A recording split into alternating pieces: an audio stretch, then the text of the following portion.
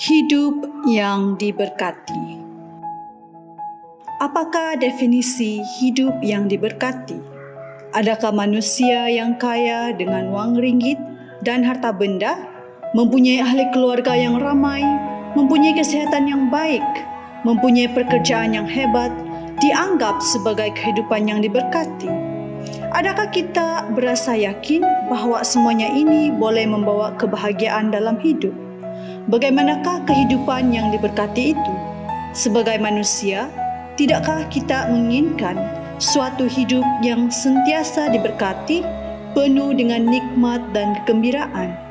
Adakah manusia yang tidak mahu kehidupannya diberkati, mempunyai maksud dan tujuan hidup semasa di dunia?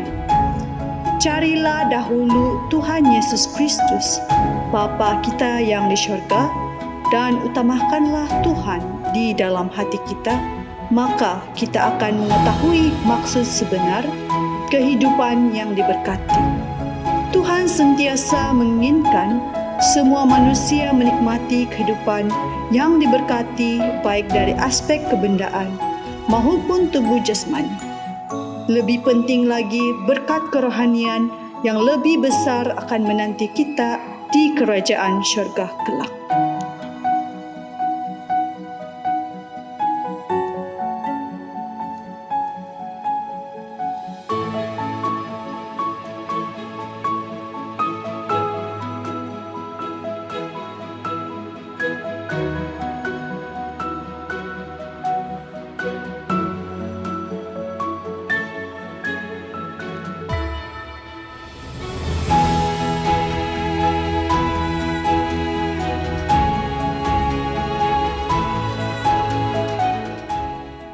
Salam kasih dan salam pertemuan kepada semua saudara-saudari, teman-teman terkasih yang turut mengambil bahagian dalam perkongsian sederhana melalui talian kami pada kali ini.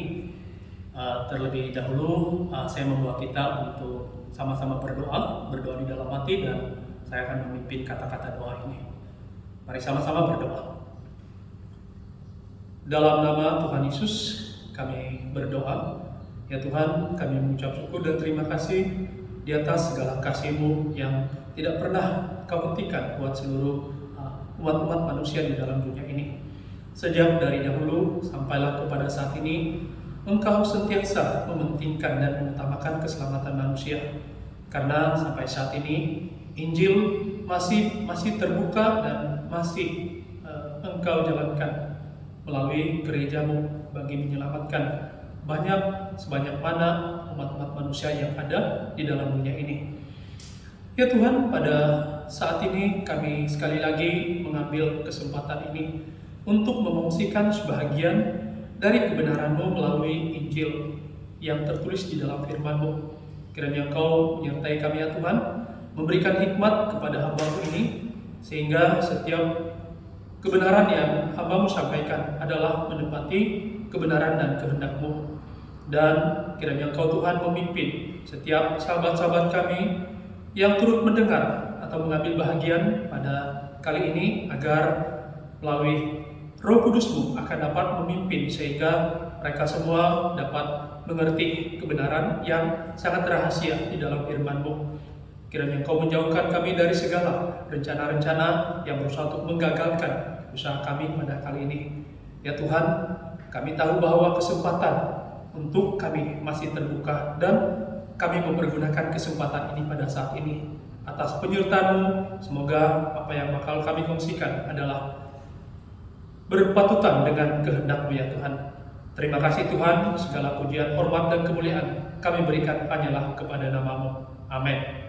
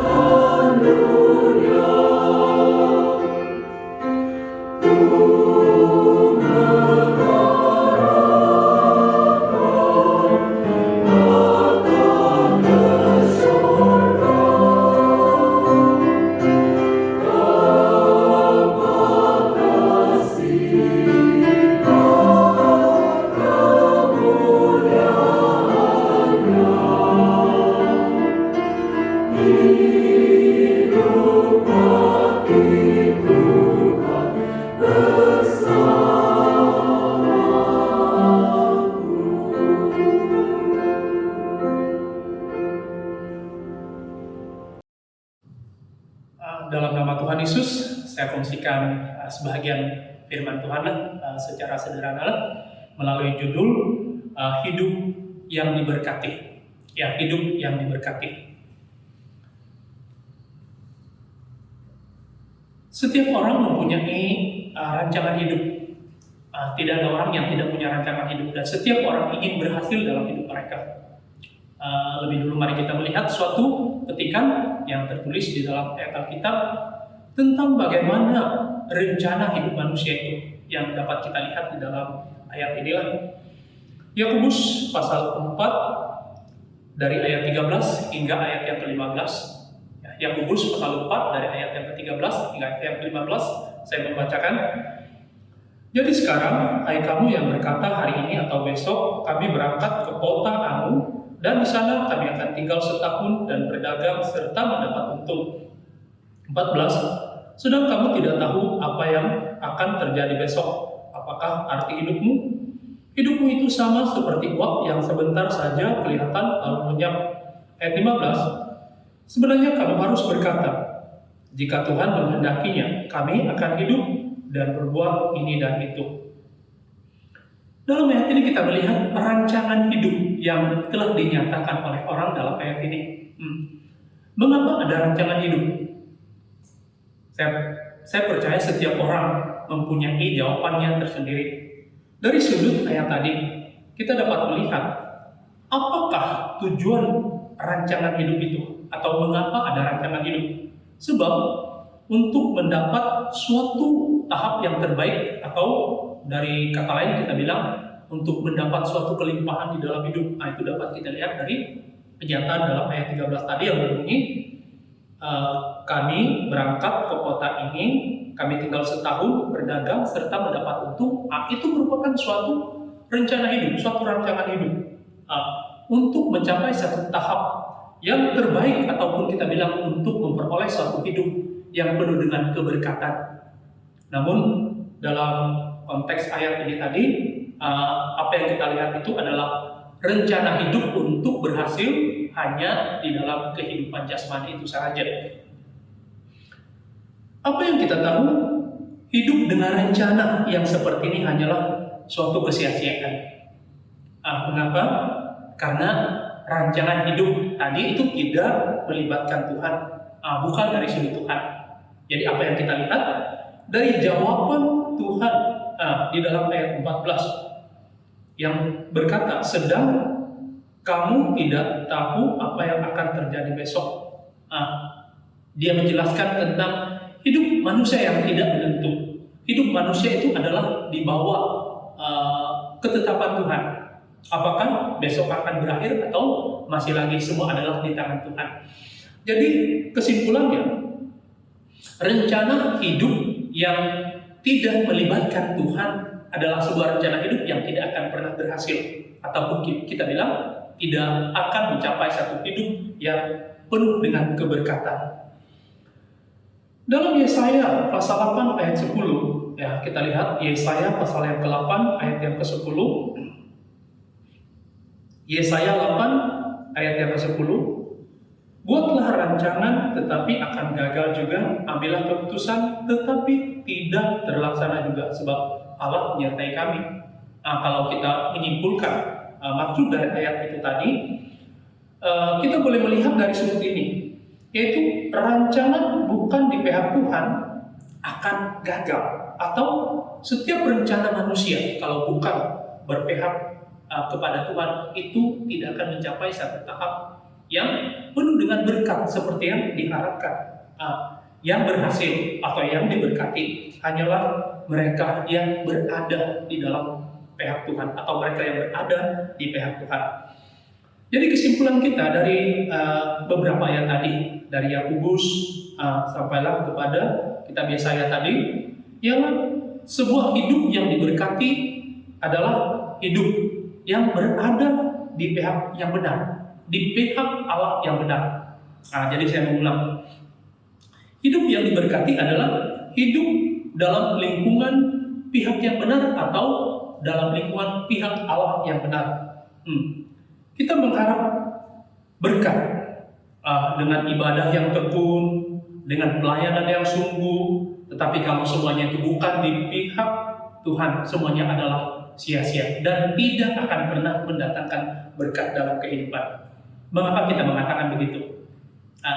Sebab Tuhan Yesus pernah berkata di dalam Injil Matius pasal yang ke-7, Injil Matius pasal yang ke-7 ayat 21, ini kenyataan yang pernah dikatakan oleh Tuhan Yesus. Jadi mengapa saya mengungkit ayat ini? Sebab tadi saya berkata, bukan setiap ibadah atau pelayanan yang dilakukan oleh manusia akan mendatangkan berkat. Hanya mereka yang berada di pihak Allah yang benar, barulah setiap doa mereka, ibadah mereka, setiap pelayanan mereka akan mendapat respon dan berkat daripada Tuhan. Jadi melalui kenyataan Yesus dalam Injil Matius pasal yang ke-7 ayat 21, kita dapat memetik suatu kebenarannya. Ayat yang ke-21, bukan setiap orang yang berseru kepadaku Tuhan, Tuhan akan masuk ke dalam kerajaan sorga, melainkan dia yang melakukan kehendak Bapa-Ku yang di sorga. Mari kita melihat ayat ini. Bukan setiap orang yang berseru kepada Tuhan. Dalam dunia ini ada banyak Tuhan, banyak orang menyembah berbagai-bagai kepercayaan mereka masing-masing. Ya.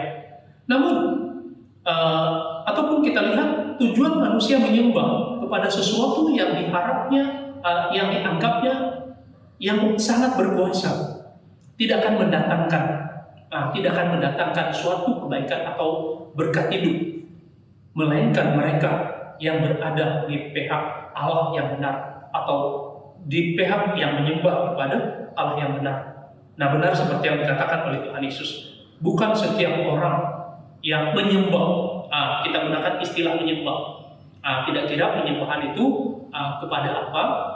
Sebab manusia dalam dunia ini mempunyai kepercayaan di mana mereka menyembah kepada sesuatu yang mereka anggap memiliki kuasa untuk memberikan kepada mereka kebaikan-kebaikan. Namun kata Tuhan Yesus, tidak semua penyembahan itu maksudnya akan mengalami atau menerima suatu kebaikan. Yesus berkata, melainkan dia yang melakukan kehendak Bapa-Ku yang di sorga. Ya. Juga di dalam Matius pasal 15, Injil Matius pasal 15, Tuhan Yesus juga ada mengatakan, kita lihat dalam Matius pasal 15,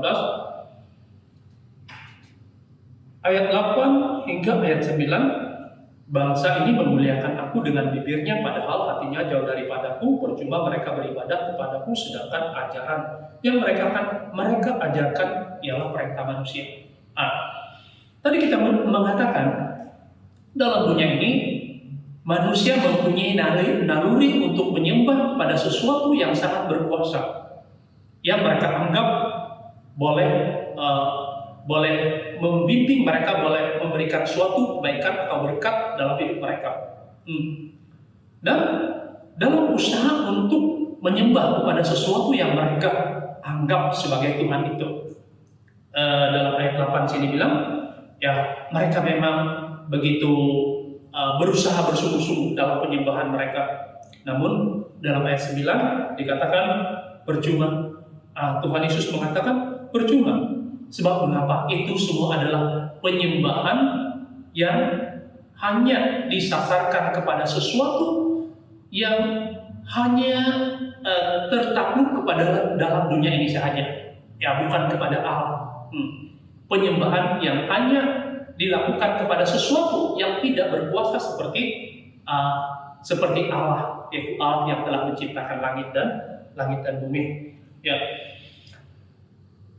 Nah, di sini kita lihat hidup manusia hanya akan beroleh berkat bila kita kembali kepada Tuhan. Bila kita kembali kepada Tuhan, sebab tadi kita mengatakan dalam dunia ini banyak Tuhan yang disembah oleh manusia. Banyak sudut yang dianggap sebagai Tuhan yang disembah oleh manusia.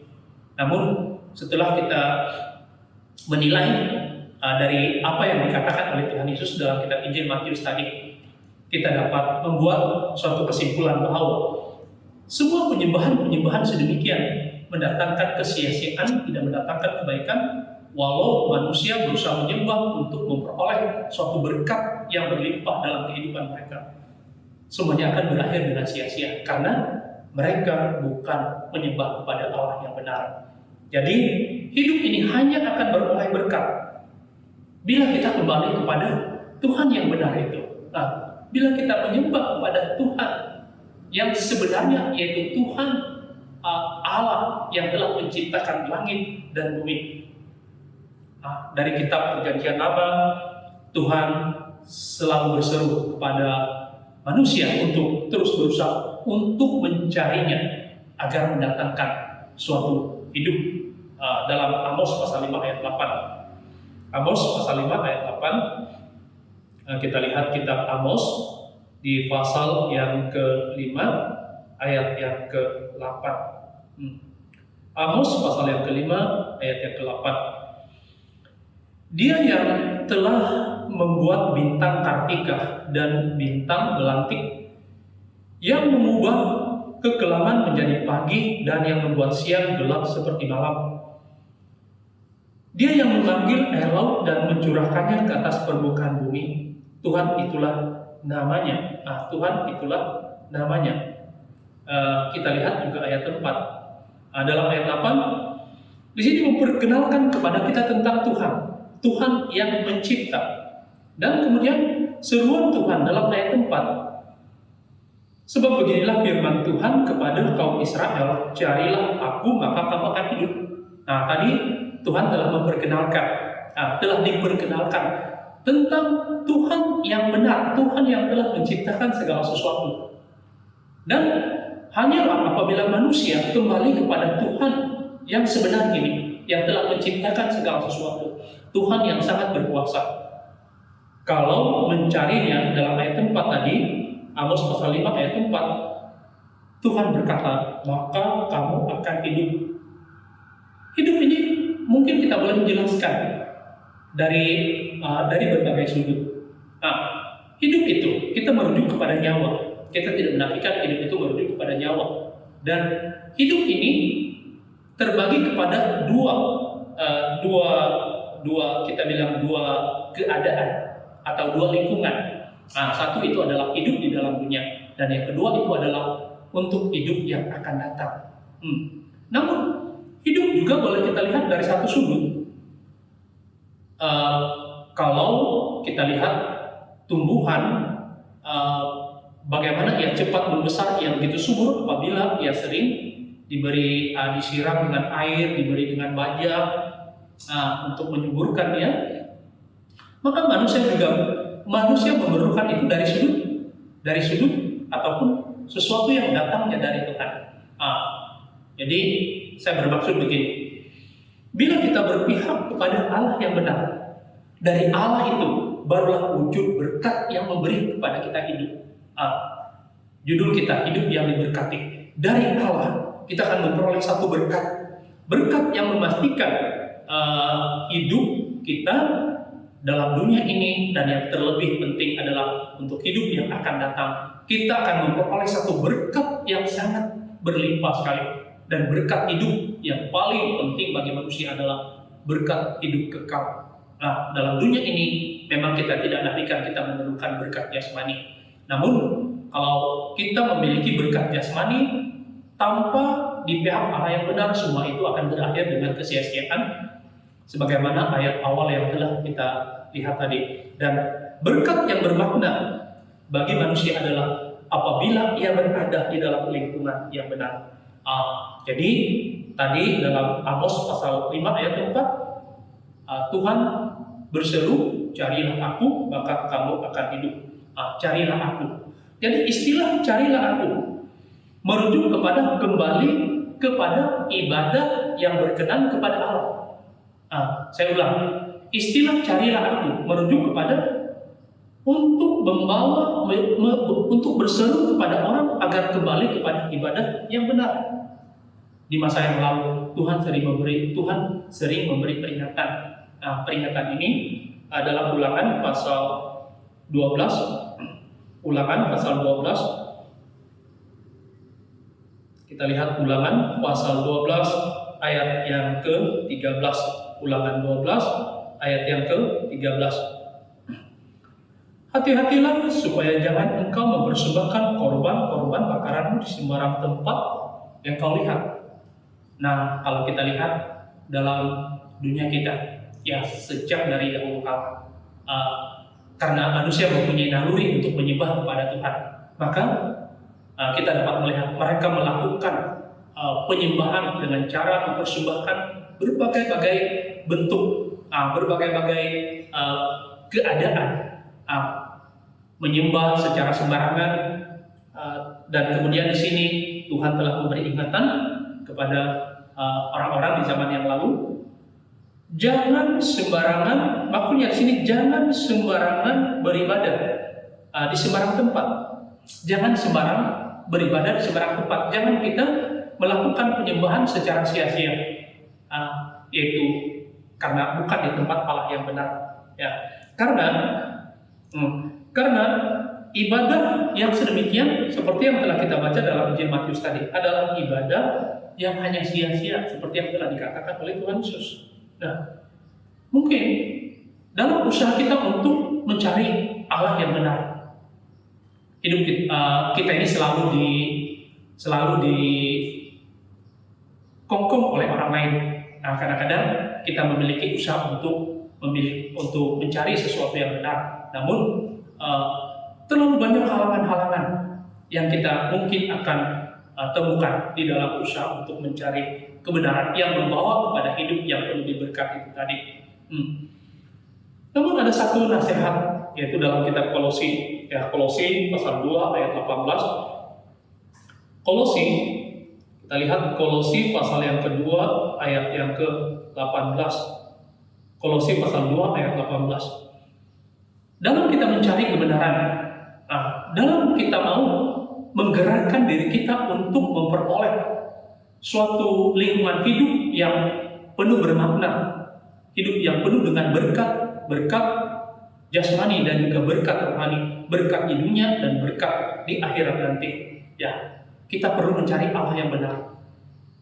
Tetapi tidak dinafikan dalam mencari Allah yang benar, dalam usaha kita kembali kepada Allah yang benar, kita sering terdedah kepada berbagai-bagai halangan di dalam hidup ini. Ya. Dan dalam kenyataan Kolose pasal 2 ayat 18 di sini, dia mengatakan, janganlah kamu biarkan kemenanganmu digagalkan oleh orang yang pura-pura merendahkan diri dan beribadah kepada malaikat, serta berkanjang pada penglihatan dan tanpa alasan membesar-besarkan diri oleh pikirannya yang duniawi. Saya hanya memetik kata, jangan biarkan kemenanganmu digagalkan oleh orang lain. Nah, kita lihat dari sudut ini, kita punya rencana untuk mencari Allah yang benar. Kita punya rencana untuk berusaha untuk memiliki hidup yang diberkati dengan usaha untuk berpihak kepada hal yang benar. Namun dalam dunia kita ini terlalu banyak hal-hal yang boleh membuat kita terbatas untuk mencari kebenaran itu. Ayat ini, jangan biarkan kemenanganmu digagalkan. Jangan biarkan hasrat keinginan kita itu digagalkan oleh apapun, tidak semestinya kita bilang dari sudut manusia, tetapi digagalkan oleh berbagai-bagai hal yang ada di dalam dunia ini yang boleh menghalang kita untuk mencari kebenaran itu. Kita harus berusaha, kita harus mengatasi segala halangan-halangan itu, karena kita tahu ibadah ini, ibadah yang benar itu tadi, ibadah di pihak Allah yang benar adalah suatu yang menentukan apakah kita memperoleh berkat hidup yang sebenar. Dengan kata lain, itu adalah berkat-berkat yang datang dari Allah. Ibadah kita di dunia memastikan, menentukan apakah kita akan memperoleh berkat hidup yang benar itu atau tidak. Dalam 1 Petrus pasal 1 ayat 3, bagaimana hidup yang penuh dengan pengharapan? 1 Petrus, kita lihat 1 Petrus pasal 1 ayat yang ketiga. Terpujilah Allah dan Bapa Tuhan kita Yesus Kristus, yang karena rahmat-Nya yang besar telah melahirkan kita kembali oleh kebangkitan Yesus dari antara orang mati kepada suatu hidup yang penuh pengharapan. Nah, hidup yang penuh pengharapan adalah hidup yang penuh dengan berkat. Dengan kata lain, hidup yang diberkati adalah hidup yang berada ataupun hidup yang telah dilahirkan kembali. Sebuah hidup yang dilahirkan kembali melalui proses kepercayaan kita kepada Tuhan Yesus. Sebab di sini mengatakan Yesus yang akan melahirkan kita kembali daripada mati kepada hidup, sehingga kita akan masuk kepada suatu lingkungan hidup yang penuh dengan pengharapan. Itulah hidup yang penuh dengan berkat. Dalam ayat 4 pula, dalam ayat 4 saya lanjutkan membaca ayat 4. Untuk menerima suatu bagian yang tidak dapat binasa, yang tidak dapat cemar, dan yang tidak dapat layu, yang tersimpan di sorga bagi kamu. Ayat 3, hidup yang penuh pengharapan, hidup yang penuh berkat. Ayat 4, suatu bagian yang tidak dapat binasa, tidak cemar, tidak layu, yang tersimpan di sorga. Inilah berkat yang sebenar. Inilah berkat yang sebenar. Inilah yang harus dikejar dan dicapai oleh setiap manusia yang ada dalam dunia ini. Jika kita mau memiliki hidup yang penuh berkat itu, sebuah hidup yang diberkati. Kita ingat perkataan Tuhan, carilah aku di dalam Amos pasal 5 ayat 4 itu tadi. Karena kata-kata itu mengingatkan kita bahwa hanya dengan ibadah dalam lingkungan yang benar dapat membawa kita kepada hidup yang penuh berkat, yaitu hidup jasmani dan juga hidup berkat jasmani dan juga berkat surgawi. Jadi sekian perkongsian firman Tuhan lah yang dapat saya sampaikan lah untuk kali ini. Ku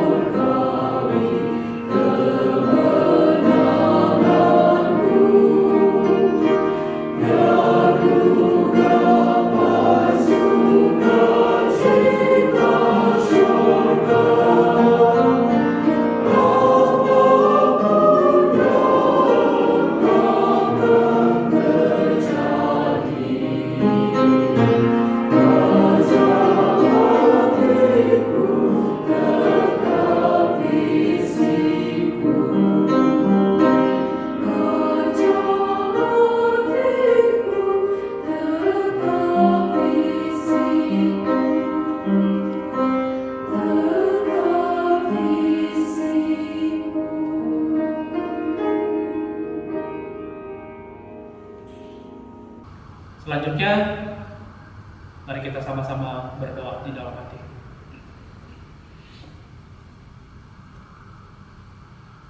Dalam nama Tuhan Yesus, kami berdoa. Ya Tuhan, terima kasih di atas pimpinan dan penyertaan-Mu sebentar tadi. Semoga segala firman yang sangat sederhana itu yang telah dikongsikan sebentar tadi akan dapat menjadi satu pedoman kepada setiap pendengar-pendengar kami yang sangat dikasihi, sehingga mereka dapat membawa hidup mereka kepada suatu hidup yang penuh dengan berkat. Kiranya Engkaulah yang memimpin melalui kasih-Mu yang sangat besar, karena kami tahu Engkau adalah Allah yang Maha Pengasih, dan dalam rencana agung-Mu Engkau berusaha untuk menyelamatkan seluruh umat manusia. Itulah yang Tuhan telah perjuangkan sejak dari dahulu sampailah kepada saat ini. Jadi karena ruang masih terbuka buat kami ya Tuhan, dan karena begitu banyak sahabat-sahabat kami yang turut beserta dengan kami melalui program talian ini, maka kiranya Engkau Tuhan dengan kasih-Mu, dengan belas kasihan-Mu akan menyertai dan memimpin kami semua, sehingga kami beroleh hidup yang penuh dengan berkat ini. Semoga kasih Tuhan akan terus memimpin kami. Syukur dan terima kasih Tuhan. Segala pujian hormat kami kembalikan hanyalah kepada nama-Mu. Haleluya. Amin. Cara berdoa. Berlutut, genggamkan kedua-dua tangan dan pejamkan mata. Mulakan dengan berkata, "Dalam nama Tuhan Yesus saya berdoa." Puji Tuhan dengan berkata, "Haleluya." Luangkan masa untuk bercakap dengan Tuhan dari hati dan memintanya agar memenuhi kita dengan Roh Kudus. Akhiri doa dengan berkata, "Amin." Haleluya ialah bahasa Ibrani yang membawa maksud puji Tuhan.